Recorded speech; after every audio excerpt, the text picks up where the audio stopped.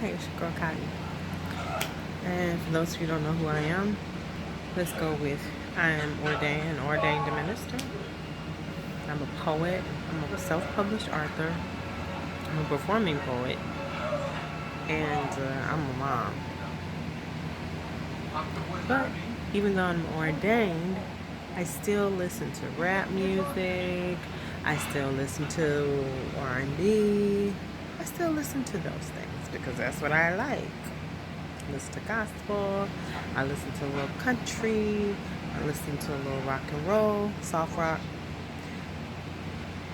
But I wanted to come in and talk about um, this rap music with our female people. It's like you still haven't figured out that you don't have to use sex to sell. See, at some point you got to change it. It's always going to be somebody that comes in and says, you know what? I guess I'll use my sexuality to sell. Let me see. MC Light didn't have to use her sexuality to sell. Salt-N-Pepa didn't have to use their sexuality to sell. En Vogue didn't have to use their sexuality to sell. Anita Baker didn't have to use her sexuality to sell. Um, Brandy didn't have to use her sexuality to sell.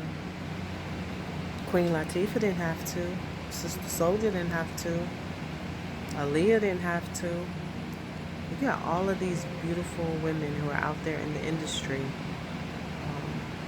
doing their thing, and yet you still got women out there selling their so you don't we can't hear the talent because all we can see is the sex part of it. It's like you're using sex to sell where you should be using your talent to sell. This is just my opinion. Y'all don't know me from a can of paint. But I tell you what, I'm also a person who listens to the music. I have daughters who listen to the music.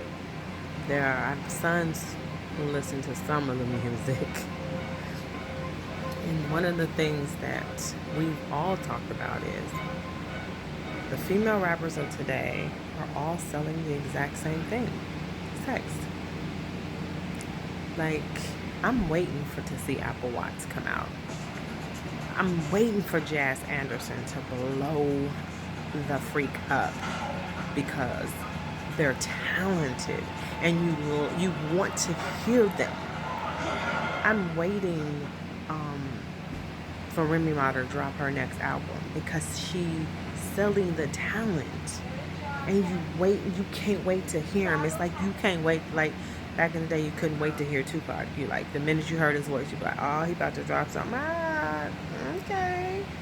Same thing with Snoop Dogg. You couldn't wait because you know he's gonna drop something hot. Jay-Z, drop something hot.